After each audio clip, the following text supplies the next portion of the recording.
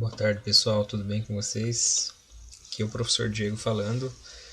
E para essa nossa primeira aula de hoje, eu planejei uma forma um pouquinho diferente aí do comum, né, no Teams, de fazer uma aula gravada, tá? Essa primeira aula vai ser gravada, eu não sei como serão as próximas, né, mas talvez serão também, né? O planejamento seria de que fosse online, porém, como essa matéria tem bastante vídeos aí que eu passo, né, para o pessoal assimilar o conteúdo, principalmente agora pelo fato de a gente não poder estar indo à oficina, né, não estar tendo aula presencial, o fato de ter que passar vídeos para entender um pouquinho melhor dificulta um pouco no processo online ali, né? Então algumas pessoas às vezes têm dificuldade de cair internet, ou do sinal ficar ruim, ou do vídeo ficar travando. Eu tô tendo um problema aqui de enviar vídeo e a pessoa não escutar o sinal, o som, né? Então a forma que eu achei alternativa de passar para vocês o conteúdo sem vocês serem prejudicados é de fazer essa gravação anterior, né? Eu tô gravando agora de tarde aí para vocês assistirem de noite, beleza? Então como é que vai funcionar aí? A gente vai trabalhar, vocês vão ver, assistir essa aula. O bom disso é que vocês podem assistir no momento que vocês quiserem, né? Não precisa necessariamente todo mundo estar ao mesmo tempo assistindo. Então, vocês podem estar assistindo às 7 horas, às 8, às 9, né? Ou em algum momento do dia, talvez, né? Que vocês estejam livres aí. Então isso talvez vai facilitar um pouco o processo, né? Ou às vezes se a pessoa não assiste ali na hora, ela pode estar assistindo no final de semana. Então é uma forma alternativa aí de ninguém perder o conteúdo também, beleza? Essa nossa matéria ela vai ocorrer aí 2 vezes por semana, nessa semana, na próxima e na terceira semana também. Então são 6 dias. Então só para explicar um pouquinho para vocês sobre a matéria, né? Então a matéria que a gente vai estar vendo aqui é processos de fabricação. Então essa matéria, processos de fabricação, ela na verdade é uma matéria que ela engloba aí assuntos que em algum momento ou outro aí do curso já foram tratados com vocês em outras disciplinas. Então vocês, por exemplo, tiveram matérias aí de desenho, né, tiveram matérias de metrologia, tiveram matéria de teoria da usinagem. Então na matéria teoria da usinagem, por exemplo, tem muita coisa aí que se passa nessa matéria que tem a ver com essa matéria que a gente está vendo agora, né? Processos de fabricação. Então, dentre os processos de fabricação aí, existe a usinagem, né? Que é um tipo de processo de fabricação. Então, lá já foi tratado aí sobre o processo de fabricação usinagem. Aí vocês têm outra matéria também que se chama materiais, né? Então, na matéria de materiais é a mesma coisa. Materiais envolve muito tudo que se refere a processos de fabricação. Então, essa matéria aqui, principalmente, materiais, quando vocês tiveram, ela tem tudo a ver com essa matéria que a gente está vendo agora, né? Então, para a gente entender processos de fabricação, a gente precisa entender do material, né?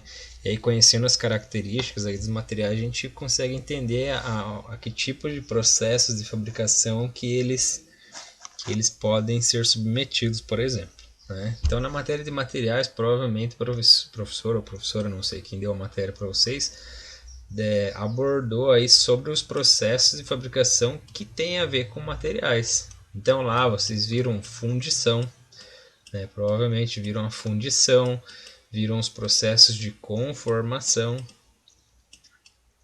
entre outros processos, beleza? Então, processos de fabricação nada mais são do que esses processos que vocês já viram aí.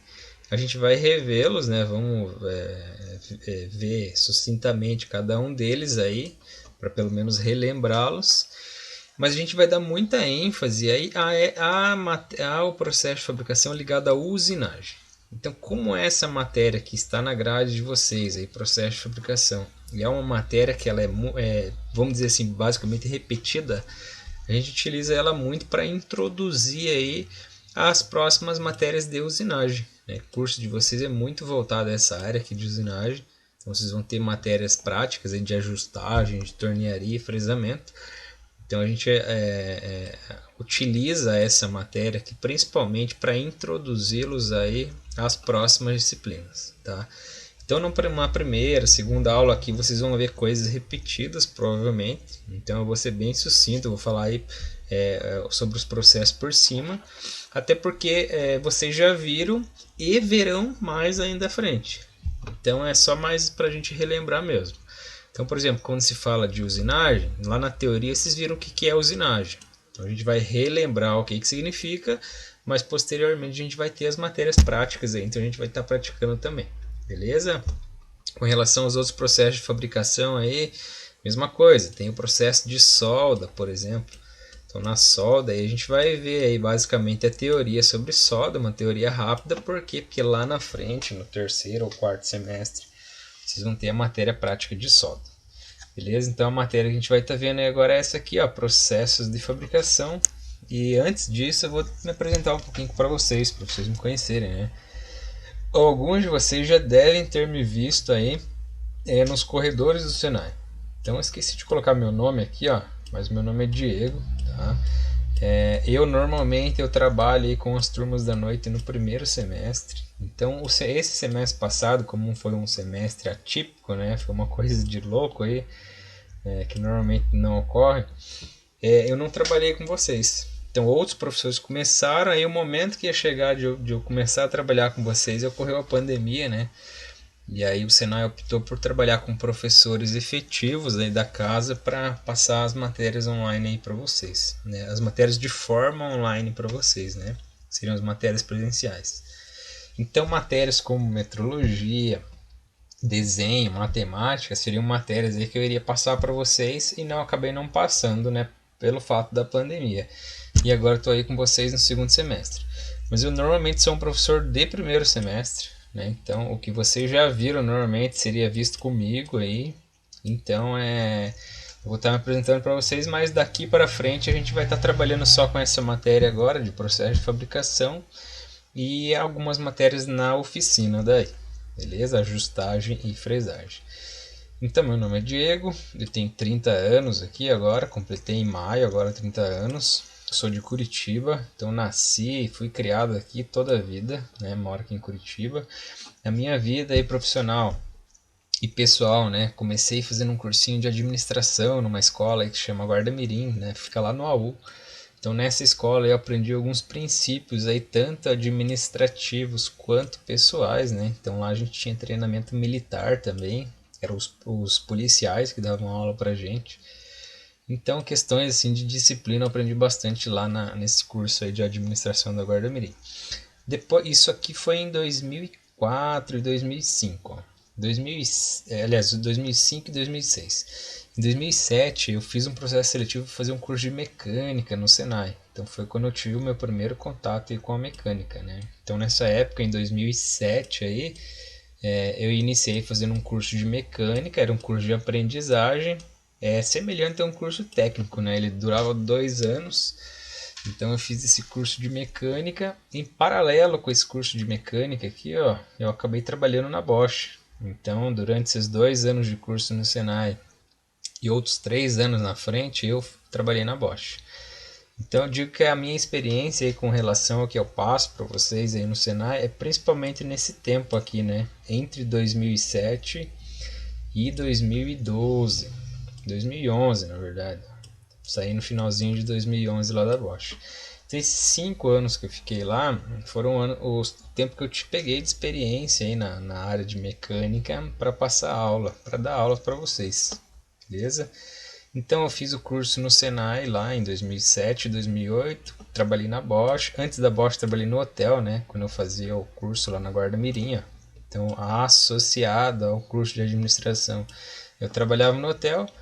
Depois mudei de área, fui para a área da mecânica, né? Então desde 2007 eu me envolvo com essa área aí, a área da mecânica, até hoje, beleza? Então 2007 para frente aí, iniciei o curso de mecânica, trabalhei na Bosch durante 5 anos.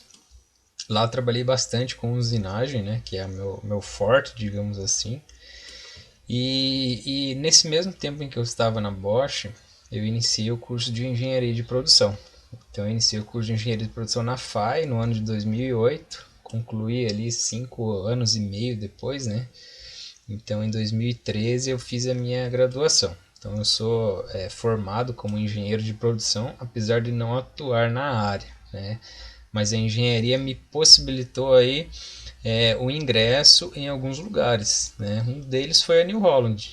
Então a New Holland eu tive uma pequena experiência lá de um mês, né? Fazendo um estágio, né? Na área de engenharia da empresa.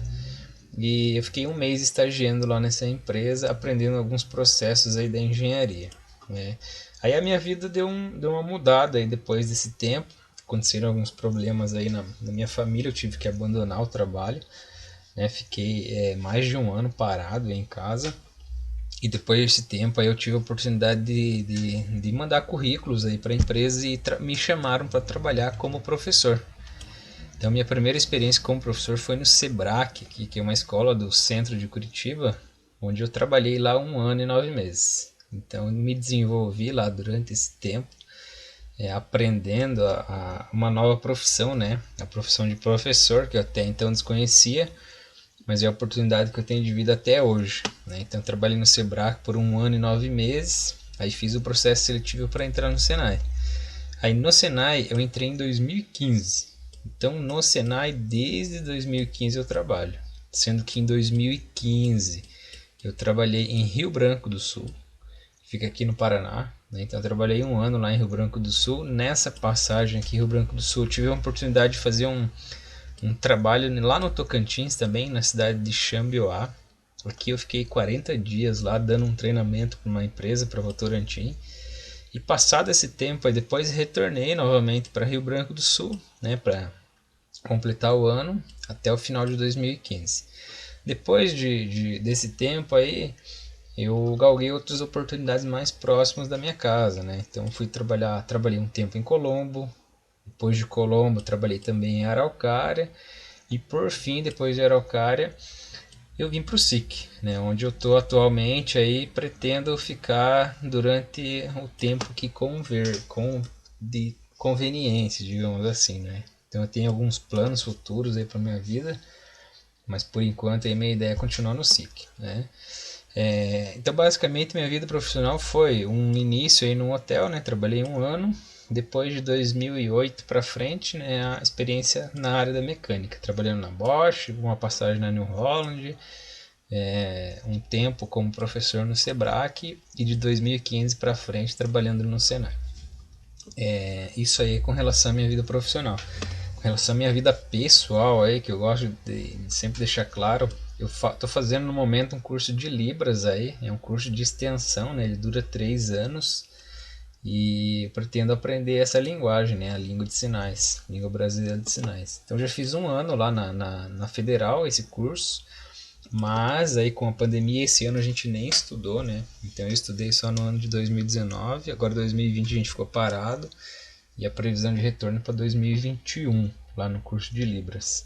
Também sou doador fidelizado de plaquetas, né? Então o processo que a gente faz aí de doação no MEPAR.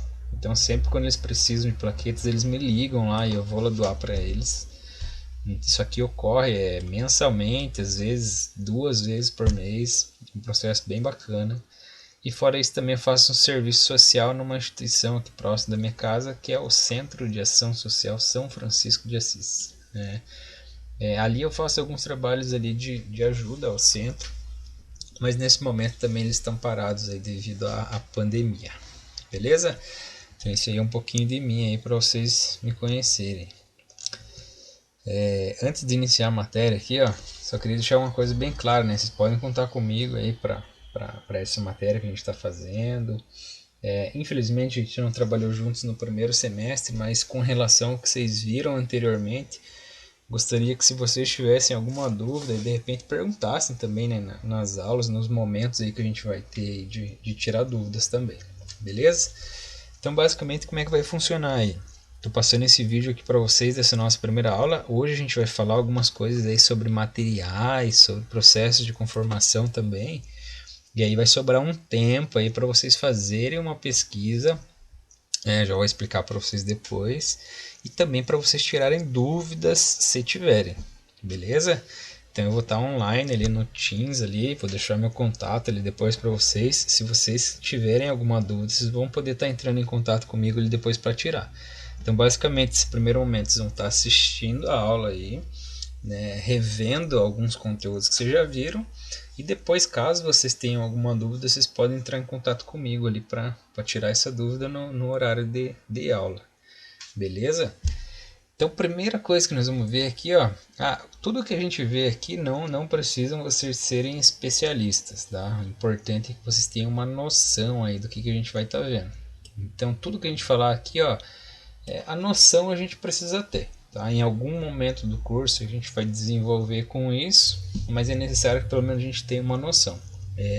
Então, eu vou procurar, vocês vão ver aqui durante a aula, que eu vou procurar fazer as explicações o mais simples possível, talvez o mais didático possível. Vou passar alguns vídeos ali para vocês que não necessariamente vai ser o que ocorre na prática, mas talvez alguma coisa muito parecida para que fique mais fácil de vocês entenderem, beleza? Então durante a aula vai ser, vamos dizer assim, mais tranquilo de entender e depois um tempo para pesquisa, caso vocês queiram se aprofundar. Então a primeira parte aqui da aula aqui que eu quero passar para vocês é com relação a materiais. Então já meio que fazendo um repeteco aí talvez da matéria que vocês viram aí de materiais, é importante a gente conhecer um pouquinho das características aqui deles para a gente entender, né, o porquê que é possível, talvez um processo que a gente vai ver posterior, beleza? Então a primeira parte é com relação a materiais. Na divisão que a gente tem aí de estudos, onde os livros dizem para a gente, os materiais eles podem ser divididos em materiais metálicos ou materiais não metálicos, beleza? Essas características aqui, ó, ser metálico ou ser não metálico, ó, a gente pode ver elas ou na tabela periódica, né? Então, quando a gente pega uma tabela periódica de química, a gente consegue ver lá se o material é metálico ou não metálico. Existe essa divisão lá. Mas, falando assim na prática, principalmente, os materiais metálicos aqui, ó, são os materiais que têm características metálicas. Uma delas é a condutibilidade, tanto térmica quanto elétrica. O que isso significa? Normalmente, né, não são todos, mas a maioria dos materiais metálicos aqui tem características de conduzir bem o calor, por exemplo. Né? Então vamos supor, você pegar uma panela lá de aço, né, e esquentar ela, vocês não vão poder meter a mão ali do lado de fora que vai queimar a mão. Então elas conduzem bem o calor. Se você pegar um cobre da vida e associar a instalação elétrica na sua casa, você vai ver que ele tem uma característica boa de condutibilidade também. Nesse caso não é uma condutibilidade térmica, não é de temperatura, mas sim de eletricidade.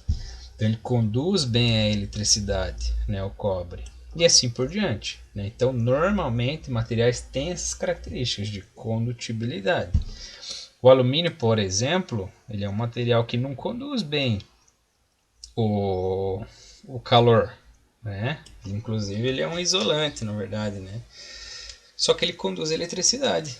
Então eu, por exemplo, trabalho com cabos de internet, e tem alguns cabos de internet que os fios são desse material aqui, ó, um alumínio, né, que ele é revestido de cobre. Então o alumínio também tem essa característica. Então se a gente for estudar cada material, né, zinco, magnésio, chumbo, estanho, ferro fundido, ferro, a gente vai perceber que os materiais metálicos em geral têm essas características. Normalmente boas condutibilidades, térmica, temperatura, condutibilidade elétrica também. É lógico, isso varia para cada material. Tem uns que conduzem muito bem, né? Por exemplo, a eletricidade. Outros não conduzem bem a eletricidade, né? Alguns conduzem muito bem calor, por exemplo. Outros não conduzem muito bem o calor, né?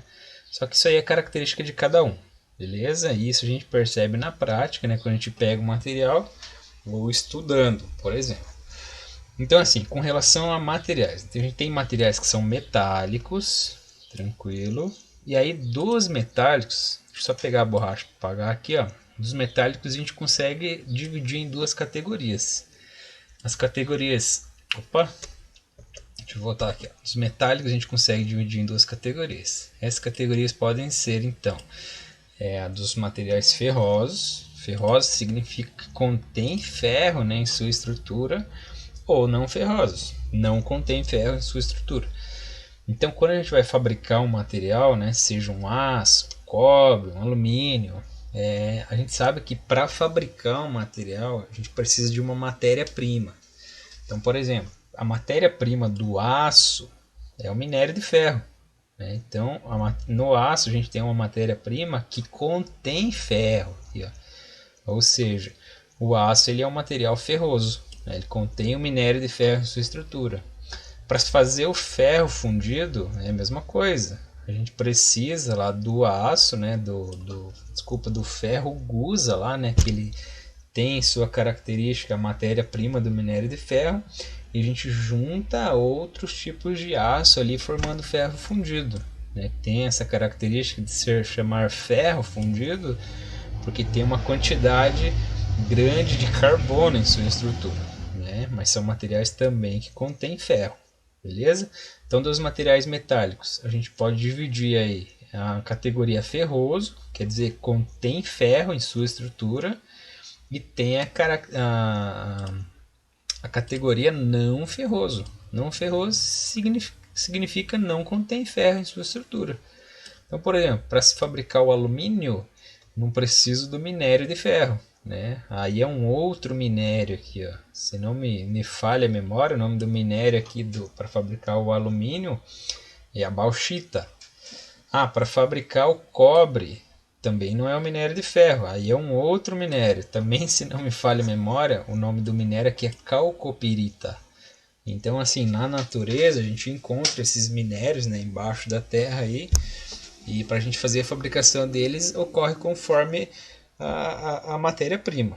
Então, a matéria-prima do alumínio é uma, do cobre é outra, do zinco é outra. Tem alguns que a gente encontra o próprio minério já feito, já pronto, né, na natureza. E para os materiais ferrosos a gente utiliza o minério de ferro.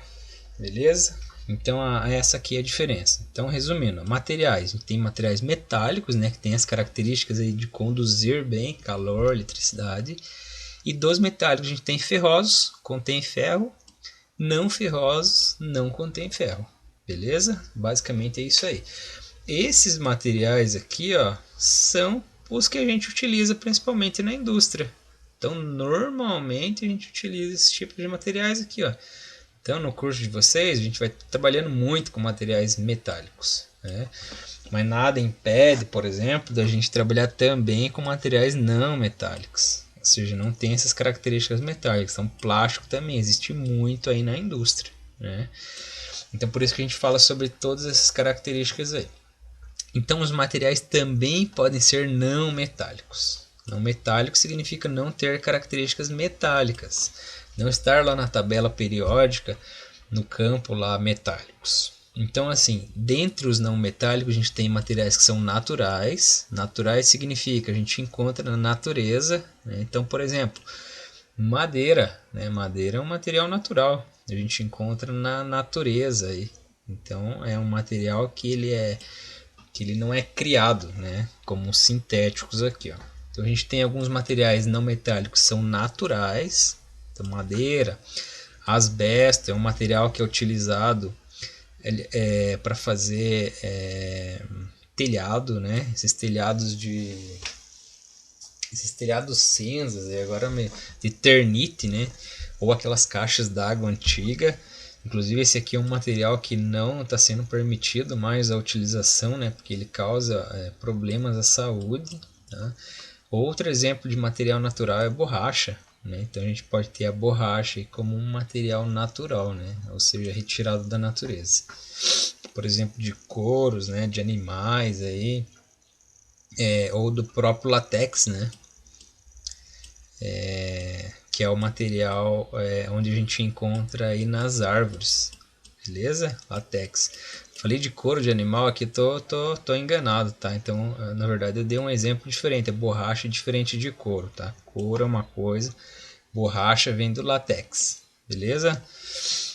Com relação aos materiais não metálicos, a gente também tem os sintéticos. Sintéticos significa que são criados, né? Não são encontrados diretamente na natureza, mas sim fabricados em laboratório, por exemplo.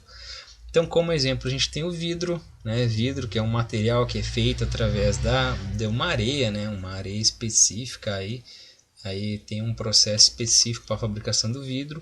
A cerâmica, né? Que a gente pode fabricar também, então utilizada aí como matéria-prima no barro, né? Aí tem todo um processo para criar a cerâmica. E outro exemplo muito comum que é o plástico, né? O plástico ele é um material aí de uma junção de vários elementos aí, elementos químicos, né? Como hidrogênio, carbono, né? Oxigênio. Então é uma junção aí criada, né? Sinteticamente por vários tipos de materiais. Beleza? Então falando de materiais a gente tem essa divisão aí. Com relação aos materiais, é importante citar aqui que cada material ele tem suas características, aqui, ó, ele tem suas propriedades físicas. Então, assim, eu coloco esse slide aqui, na sala eu costumo trabalhar bastante com os alunos, aí trocando um monte de ideia, mas aqui eu vou estar dando exemplos aí para vocês, tá? Só para vocês entenderem. O aluno ele não precisa dominar, né, todas as propriedades que o material tem, mas ele precisa ter uma ideia, né, que tipo de material que é e que característica que normalmente ela nos dá. Então, por exemplo, coloquei alguns exemplos aqui, ó, os talheres, né? Então, quando a gente tem um talher ele é um material de inox, normalmente, né? E o inox ele tem a característica de ser um material que não oxida, né? Pelo menos isso é o que diz na teoria, né? Que eles não oxidam, eles não enferrujam, em outras palavras. Então eles são muito utilizados principalmente por essas propriedades aí, ó, por não oxidarem, né? Outra característica marcante aí que a gente utiliza talheres de inox, por exemplo, é que a gente pode reaproveitar, né? A gente pode lavar, utilizar de novo sem problema algum, né? Pode ter contato com a água, por exemplo. Então, por que a gente, quando vai utilizar um talher, né, a gente dá preferência para um talher de inox, por exemplo? Por causa dessas características aí que a gente comentou. Aí a pergunta que fica aqui é a seguinte: podemos fabricar talheres, por exemplo, de madeira ou de plástico? Podemos, mas cada material aí tem suas características, né? Então, por exemplo, o inox ele vai ser o melhor para a gente por ter mais características apropriadas para a situação, né? Mas nada impede a gente utilizar talher de madeira, talher de plástico. Cada um é específico para uma situação, né? Então, normalmente a gente iria utilizar um talher de madeira, por exemplo, para usar com panela, né? Para não queimar a mão, porque a madeira ela tem uma característica de não conduzir o calor. Ou então a gente iria utilizar um talher de plástico numa festa. Então, sei lá, o cara vai utilizar uma festa, não vai conseguir lavar tudo, aí ele vai utilizar um negócio que não é reutilizável, né? Que é mais barato também. Então tem tudo isso, beleza? Então o que a gente precisa ter noção é de que cada tipo de material tem suas propriedades, né? Suas propriedades, suas características e o uso desses materiais aí vai depender de acordo com a ocasião, né? Eu coloquei o exemplo dos talheres aqui porque em determinadas ocasiões a gente iria escolher um inox, né, para trabalhar. Em determinadas ocasiões iria escolher madeira ou talvez plástico, né? Isso tudo depende do caso. Só para vocês associarem, na prática é a mesma coisa. Poxa, quando vocês estiverem lá no último semestre, talvez vocês vão estar fazendo projetos, né, em que vocês vão ter que decidir aí os materiais que vocês vão utilizar. E aí quando vocês forem utilizar esses materiais aí nos projetos, vocês vão ter que pensar, né, caso a caso, que tipo de material que é melhor utilizar. Vocês vão fazer pesquisas, pô, para eu criar tal projeto aí. Só que é melhor utilizar lá nesse projeto um material inox? Ou será que é melhor utilizar um aço comum, né? Vocês vão ter que analisar as propriedades que cada material tem, o que eles vão fazer para ver qual vai ser a melhor opção. Beleza? É isso mais ou menos que a gente está trocando ideia aqui. Ó, coloquei um outro exemplo aqui, cano, né? Cano, poxa, de que material que o cano é feito? Esse que está na imagem aqui, ó, ele é feito de plástico, né? Eu não sei exatamente qual que é a característica, mas eu vou colocar aqui o que o pessoal normalmente fala, né? PVC. Então imagine um cano que é feito de plástico. Por que normalmente a gente utiliza canos de plástico, né? Por causa que ele tem determinadas características. Com certeza vocês que estão aí em casa agora assistindo a essa aula, vocês já sabem as características que eles têm, né? Que o plástico ele é um material mais leve, né?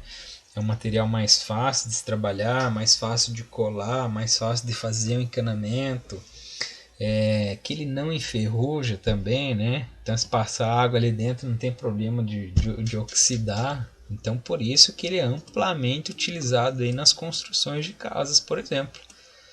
Então por que a pessoa não faz o encanamento de aço, né? Existe, mas não fazem por causa dessas características aí. Ah, mas e se o encanamento for para passar um gás lá dentro?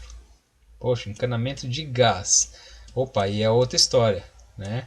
O gás ele tendo uma pressão, será que suporta eu utilizar o PVC? Não sei. Se ele aguentar a pressão, utiliza, né? Se não aguentar, aí teria que ser já um cano de outro material. Beleza? Então aqui é mais um exemplo, né, em relação a características de materiais. Tranquilo? Vamos conversar sobre mais um aqui, ó. Deixa eu apagar isso aqui, tá? Então tudo que a gente está vendo aqui é só para dar exemplos, tá? Eu queria que vocês associassem a esse slide que vocês estão vendo aqui, entender que na nossa vida a gente vai ter contato com vários materiais, tá? E que cada material tem propriedades diferentes. Então sempre quando vocês forem trabalhar com material, procurem pensar nisso. Procurem pensar nas características que esse material tem, né? Que características esse material vai me dar, que dificuldades que ele vai me dar aí durante o trabalho que eu vou fazer, né? E assim por diante, tá? Vamos dar um último exemplo aqui, ó. Imagine que vocês vão algum dia querer fabricar uma empresa aí, querer criar uma empresa para vender bebida, né? Como é que vocês vão fazer, por exemplo, a escolha do material no que se refere à embalagem aqui, ó? Poxa, quando eu for fazer a embalagem lá da minha bebida, será que eu vou fazer uma embalagem de plástico, né? Existe aí vodkas, por exemplo, no mercado que são vendidas em embalagem de plástico. Agora, por que a ampla maioria é vendida em embalagem de vidro, sendo que o vidro é claramente mais caro do que o plástico, né? Como é que a gente faz essa escolha aí? Se o cara pensar só em dinheiro, a primeira coisa que ele ia falar é assim, não, vou fazer embalagem de plástico, né? Mas não é bem assim que funciona o negócio. Então vocês como técnicos aí, vocês têm que pensar em tudo, né? Não tem que pensar só no dinheiro, mas tem que pensar nas propriedades aqui, ó, no ganho que vai ter, no tempo que vai poder ser utilizado essa embalagem. De repente uma embalagem que não é descartável pode ser reutilizável, né? Então talvez isso pode gerar um bem para a gente, talvez não seja nem em dinheiro, né? Mas seja um bem em vida aí, né? E menos consumo de plástico, né? Enfim. Então tudo que a gente vai fazer a gente precisa analisar cada característica. Então, poxa, por que normalmente se utiliza o vidro lá para fazer embalagem para guardar bebidas? O vidro ele é um material que tem pouca porosidade. Ou seja, falando assim claramente para vocês, o que seria porosidade? É como se eu pegasse no microscópio um vidro, ele tem furinhos extremamente pequenininhos, mas muito pequeno mesmo. Então é muito difícil entrar o ar através desses furos aí. Agora, se vocês pegarem um plástico, vocês vão ver que existe uma porosidade maior. Quer dizer, é mais fácil a entrada do oxigênio através desses furinhos.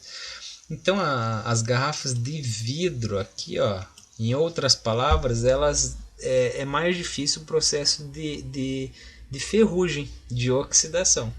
A bebida ela é melhor quando a gente toma numa garrafa de vidro por causa disso, né? A bebida que está lá dentro, ela não sofre um processo de oxidação. Ou seja, ela mantém melhor suas qualidades de sabor, né? E suas outras características ali.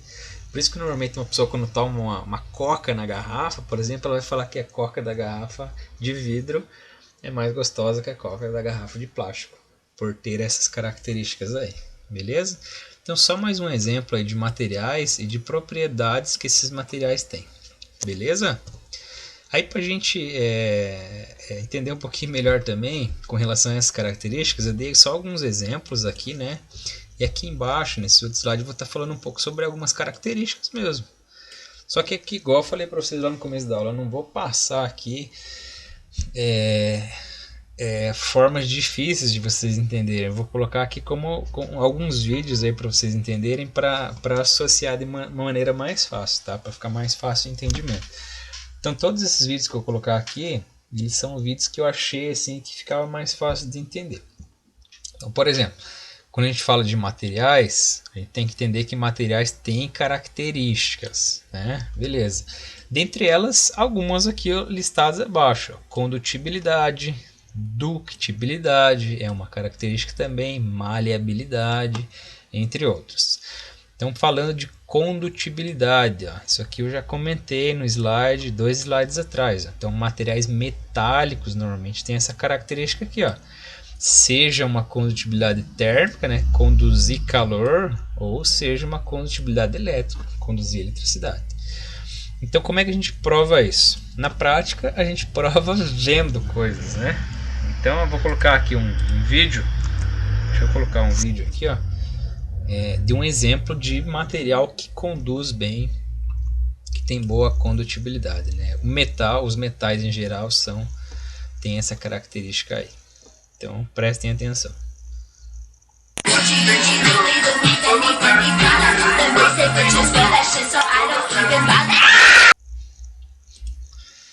Então, se vocês verem o vídeo aí de novo, não sei se prestaram bem, a mulher tá com uma chapinha na mão, né? Essa chapinha de cabelo, né? Então, por que as chapinhas de cabelo elas utilizam ali o aço, né? Para esquentar ali, para esquentar o cabelo? Porque elas têm boa condutibilidade, né? A mulher, quando estava utilizando a chapinha ali, ela não prestou atenção nessa característica aqui, né? Ela provavelmente não fez curso de mecânica e não estava ligado que os metais aí têm essa condutibilidade, beleza? Então a chapinha, ao ser ligada na eletricidade lá, a eletricidade ela transforma numa fonte de calor, né? E esse calor ele é bem conduzido através dos metais. Daí ela encostou a mão no metal lá e aí sim ela ficou conhecendo essa característica aqui, né, que o metal tem. Uma outra característica que os metais têm aqui, ó, os materiais metálicos, é a ductibilidade. Então, o que significa isso? O material ser dúctil. Pode ser que vocês escutem isso algum dia aí. Oh, esse material é bem dúctil, né? Tem ductibilidade. Isso aqui significa que ele absorve bastante energia antes de se romper. O que significa isso? Vamos pôr em outras palavras. Assim. Imagine um lutador de MMA, por exemplo, né? Um lutador de boxe. Os caras eles recebem muita pancada antes de cair no chão, né? Ou antes de se quebrar, antes de ter um rosto machucado, né? Isso significa que eles são bastante dúcteis. Eles têm muito boa ductibilidade. Seria mais ou menos isso. Então os metais em si, eles têm essa característica aqui, ó. Eles conseguem absorver bastante energia, né? Bastante pancada. Você pode martelar o material que ele dificilmente ele vai se romper. Lógico que tem uma hora que ele se rompe, né? Mas eles têm essa característica de conseguir absorver energia e não se romper, inclusive de se moldarem, né? Então, quando a gente tem um metal, muita gente pensa, nossa, metal é um material muito duro, né? É difícil de você dobrar ele, não sei o que. Ao contrário, os metais, por serem dúcteis, a gente consegue fazer dobramento, a gente consegue mudar a forma deles. É lógico, sempre através de uma pressão muito grande, né? Mas isso é possível. Então é possível que eles se deformem sem que eles se quebrem, por exemplo. Então eu vou colocar um vídeo aqui de ductibilidade. Ó, que você tem um alicate puxando, né, um eixo. E notem que esse eixo, deixa eu colocar aqui de novo, ó, ele tem um diâmetro maior, né? E a gente consegue puxar através de uma fieira aqui, ó, e deixar ele menor. Aqui o vídeo ele é intuitivo, né? Tá mostrando como se fosse um alicate aqui, né? Mas na prática não é bem assim. Não é que se eu puxar com um alicate, um aço aqui, eu vou conseguir afinar ele dessa maneira. Só para vocês entenderem com facilidade, tá? Mas existem máquinas onde a gente consegue puxar um material através de de uma feira, do mod, e conseguimos essa característica aí, de afinar o material e deixar ele mais resistente, inclusive, beleza? Então os materiais têm essa característica aí de ductibilidade. Outra característica bastante importante aqui, ó, é a chamada maleabilidade. Tá? Então materiais aí metálicos têm essa característica também, ó, de serem maleáveis, né? O que significa isso? Eles podem se transformar em lâminas. Então eu posso pegar um bloco de metal, por exemplo, e transformar ele numa lâmina, né? Deixar ele mais estreito, mais fino. Isso é possível através de máquinas de laminação. Tá? Eu vou colocar um vídeo aqui, ó. Esse sim não tem muito a ver com a prática, mas só para vocês entenderem como é possível, né, essa maleabilidade aí. É possível ter um material tão grande e deixar ele menor. Preparada? 1, 2, 1. Vai.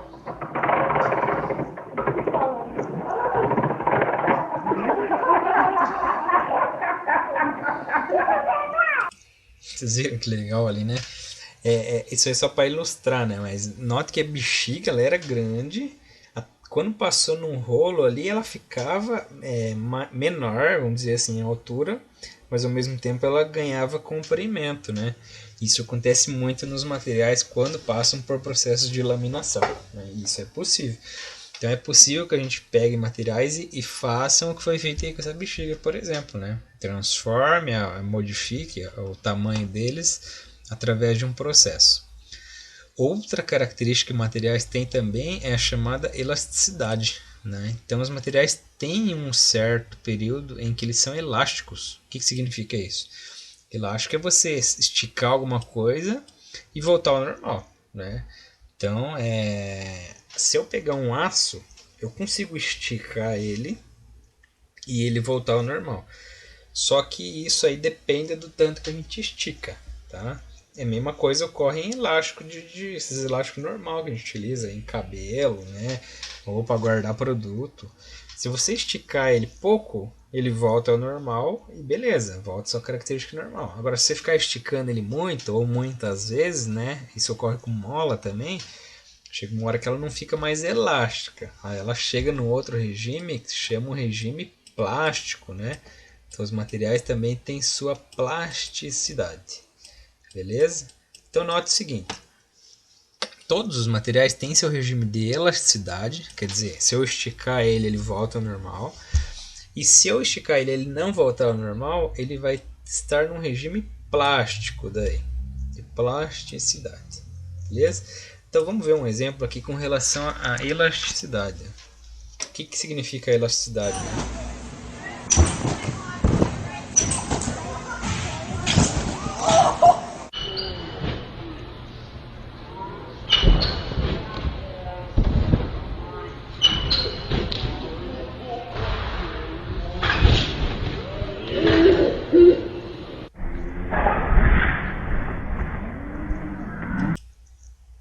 Nota aí que esse rapaz, cara, ele é muito, dá para se dizer que ele é muito elástico, né? Porque ele foi deformado ali e ele conseguiu voltar ao normal, né? Após a deformação dele, ele conseguiu voltar ao normal. Nota que ele se deformou, né? Mas no final das contas ali, ele volta ao normal. Olha lá, ele volta ao normal, né? Então isso é mais ou menos o exemplo de elasticidade. Agora, se o cara não voltasse ao normal, ele ficasse deformado, podemos dizer que ele tinha entrado no regime de plasticidade, né? Aí o corpo dele já não é mais elástico, o corpo dele é plástico. Outro exemplo que a gente tem é nós, enquanto novos, né? A nossa pele ela tem um regime elástico, né? Se a gente engorda ou emagrece, ali, se for pouca coisa, ela consegue voltar ao normal. Agora, se a gente engorda muito, emagrece muito, a pele já não volta ao normal, né? Ou quando a gente fica velho, né, já fica aquela pele rugosa. Isso tem a ver com os períodos de transição.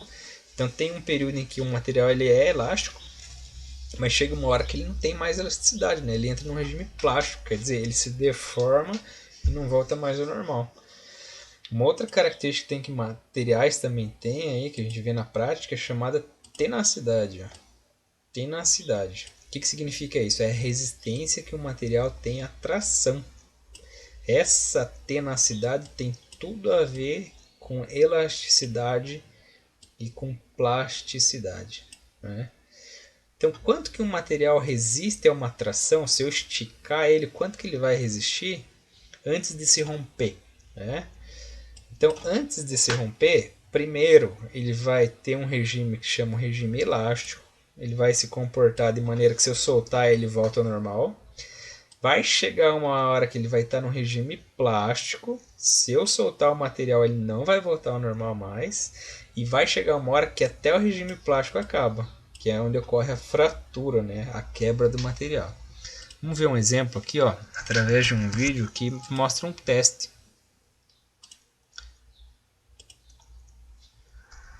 Opa, eu cliquei errado aqui. Deixa eu voltar aqui de novo. Ó. Nós vamos ver um vídeo aqui que fala sobre tenacidade.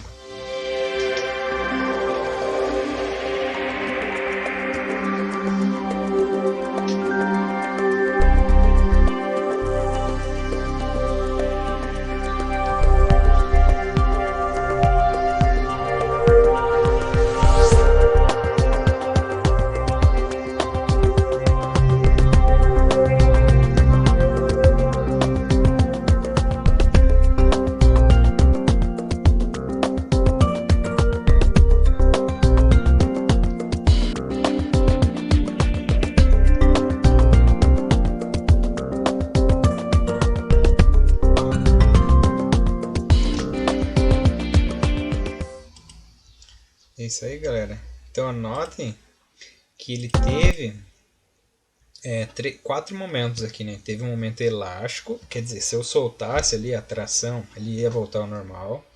Tem um regime plástico, quer dizer, a partir daquele momento o aço não volta ao normal mais, ele fica deformado. Aí tem esse terceiro regime aqui, ó, estricção. O que significa isso? Além de ser deformado, né, no sentido de esticar aqui, ó, ele começa a afinar, né? Então estricção significaria afinar o material ali. Então ele já não aguenta mais só esticar ali, ele começa a dar uma afinada, porque não tem mais material ali para ser esticado.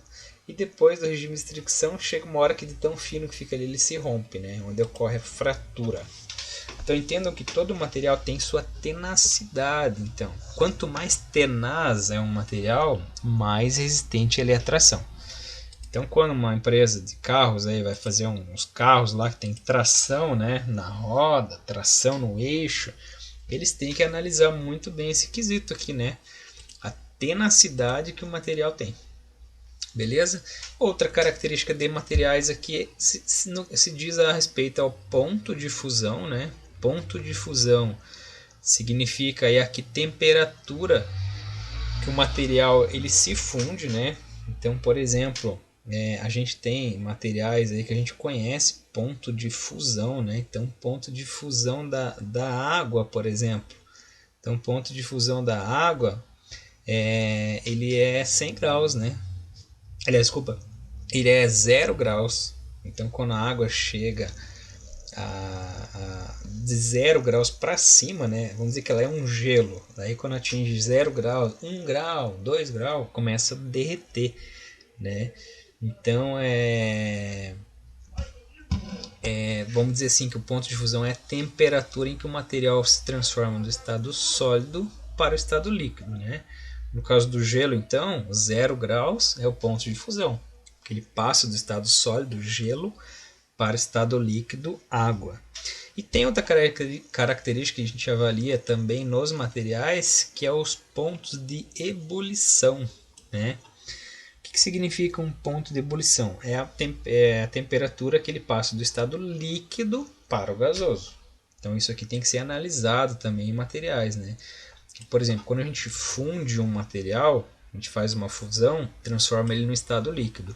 Só que a gente não pode esquentar demais também, porque senão ele sai do estado líquido e vai para o estado gasoso, né? Então o que acontece? Os materiais eles não podem se transformar em gás, né? Quando a gente vai fazer um processo de fabricação. A gente pode trabalhar assim com temperaturas altas, mas nunca passando do ponto de ebulição, né? Senão a gente já vai estar perdendo o material. beleza? Então quando a gente fala de metais, eles normalmente têm pontos de ebulição muito altos. Se a gente fala de aço, a gente está falando de 2.000 graus aproximadamente, né? Se a gente fala de alumínio, a gente está falando de temperaturas extremamente altas, 1.000 e poucos graus, né? Ponto de fusão do alumínio é 600, ponto de ebulição deve ser algo muito maior que 600. Ponto de fusão do metal, né? 1.600 graus aproximadamente. Então, ponto de ebulição é algo muito maior que 1.600 graus. Então, mas essa aqui é uma característica também que a gente precisa olhar nos materiais. Beleza? E por fim, para a gente finalizar a parte de materiais aqui, ó, eu queria relembrar o que talvez vocês viram aí nas aulas. Então os materiais, quando a gente vê aí em desenhos técnicos ou alguém quer especificar o tipo de material, eles normalmente especificam, né, como um nome, mas existe uma classe também aqui a qual designa o tipo de material. Tá? Normalmente são 4 números assim. Então, eu tenho um aço 1020, né? Seria esse 10 e mais um 20 aqui do lado. Então, o que significa esses números aí, 1020? Esses dois primeiros números têm a ver com a designação. Pô, começou com 10, é um aço carbono. Começou com 11, é um aço ressulfurado, passou por um processo de ressulfuração. Começou com 12, é um aço ressulfurado e refosfatado, né? Passou por 2 processos ali. Começou com 15, com 15 também é carbono, né? Só que daí, por que tem 2 tipos de carbono? Porque um manganês aqui é 1% ou 1,65, né? E para o aço 1020, no máximo 1%, beleza? Então, por exemplo, quando vocês têm um aço 1020 aqui, ó, como é que a gente sabe que tipo de aço que é? O 10, ele quer dizer que é um aço carbono. E esse 20 aqui que está do lado, que é o mais importante, ó, ele quer dizer a porcentagem de carbono. Ó, quantidade de carbono presente na liga. Então provavelmente vocês viram isso aqui na matéria de materiais também. Esse 20 aqui significa que o aço tem 0,20%, né? 0, aí o número que vocês estão vendo ali, ó. 0,20% de carbono. Beleza? Então isso aqui é outra coisa que eu queria deixar aí para vocês que eu acho importante também, no sentido dessa revisão aí com relação aos materiais. Tranquilo? Vou estar finalizando esse vídeo aqui, ó.